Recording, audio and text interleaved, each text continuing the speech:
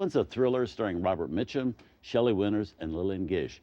It's the one and only film ever directed by the great actor Charles Laughton.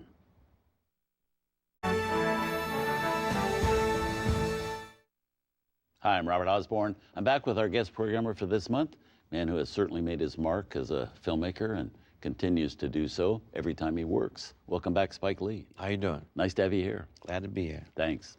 Spike's next movie pick is a thriller from 1955, one directed by Charles Laughton, and it stars Robert Mitchum, Shelley Winters, and Lillian Gish. It's The Night of the Hunter.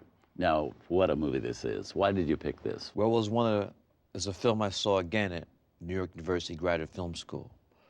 And the black and white photography by Stanley Cortez, Robert Mitchum's performance, Shelley Winters, the script by James A.G. Again, this is another film where there's a homage to it. Mm-hmm.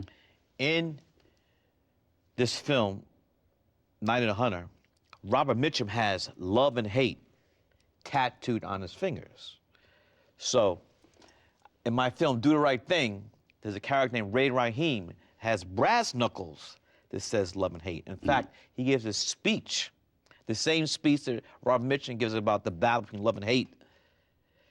Ray Rahim gives it to my character, Mookie, and Do the Right Thing. Did this impress you right off the bat as well? Oh, yes. It was the music. I mean, I know, as you mentioned, it's Charles Laughton's only film he directed, but it's... Which is a crime, because, you know, he didn't make another one because this got such a bad reaction from critics, and nobody went to see it. That seems to be a theme here. Yes, yeah. But, you know, wow. Great films that did not really do box office, but this is... Well, the film's amazing. And then over the years, this film has just grown and grown and grown in stature. The tragedy is he wasn't around to know how successful that film became. I mean, I've read many books about this movie, and a lot of people say that this broke his heart, and he didn't live very much long after the release of the film.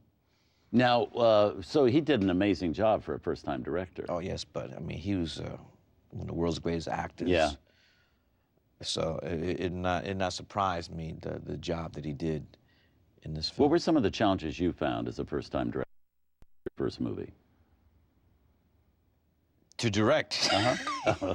I mean, I didn't really feel confident directing my first film, She's Gonna Have It, School Days. I didn't feel confident the third film, which was Do the Right Thing. So you really, it takes time. Mm-hmm. It takes time. I think one of the amazing things about the film, too, is it does show what a great actor Mitchum was, and he never got credit for that either during his career. Children. Yes, yeah.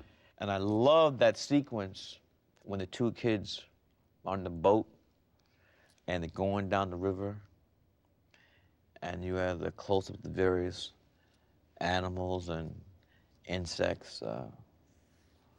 Amazing film. And the black and white photography is superb. It's a thrilling movie, and a movie on so many different levels, and such a good movie, and how great that you picked it.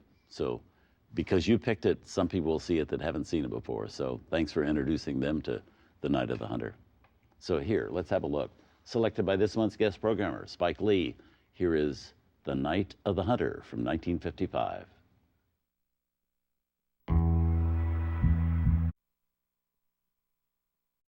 What a great film that is.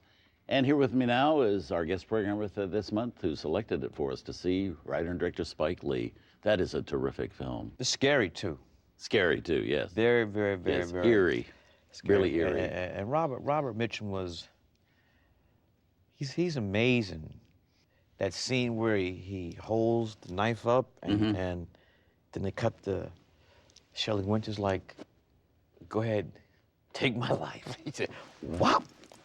Yeah, but that image of her also in the car down underwater. Yeah, it's just... With the hair just like grass in the water. Yes.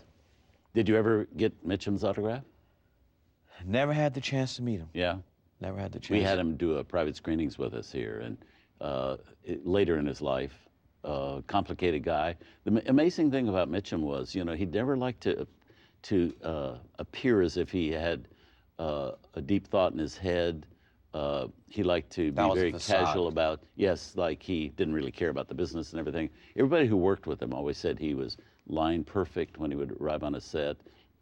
He knew every word he was supposed to speak. Took it all very seriously. and I know he wrote poetry. He was very well read and everything like And that. he could sing too. Yeah, yeah. I have an album of his actually that he did one time. I don't play it very often, but yeah. Well, I he wish was I could have met him. That would He have was been a an great amazing honor. guy. Yeah. Now the movie business today, it's changed so much since you started directing films. Right. Tell us a little about what it's like to be a film director today. I mean, Well, you're one of the best, and you're one of the most Thank you. acknowledged. And is it difficult for you to get backing, or does that automatically allow you to do that? I think the reality of the film industry is that it's very hard for anybody to get a film made unless you're James Cameron, Spielberg, Scorsese, Clint Eastwood, because the studios want tentpole films. So we're talking about 3D, super special effects, or remakes of old TV shows or comic books, and there's nothing wrong with those types of films, but it's just so many of them that if your métier is dramas, you know, with human dealing with each other on a human level, trying to get that film made is hard. I mean, there's a reason why Woody Allen has made, the last decade, has made his films in England, France, and Spain, is because he's getting financing. He can't get financing here anymore. So he had to go abroad. So it's tough.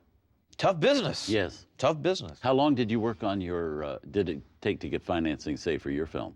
For the latest one, I financed it myself. Did you? Yeah. We shot in 19 days. A lot of the crew was my NYU fellow students for the past 15 years. I'm a professor at the New York University Graduate Film School, where I'm also the artistic director. So I was able to pay my students some money, and we shot the film in 19 days. Wow. Well, let's move on. Don't go away. We have another film coming up, selected by Spike Lee as this month's guest programmer. This one's a gripping drama from director Elia Kazan, starring Marlon Brando, and chosen as the Best Picture Academy Award winner for the year 1954.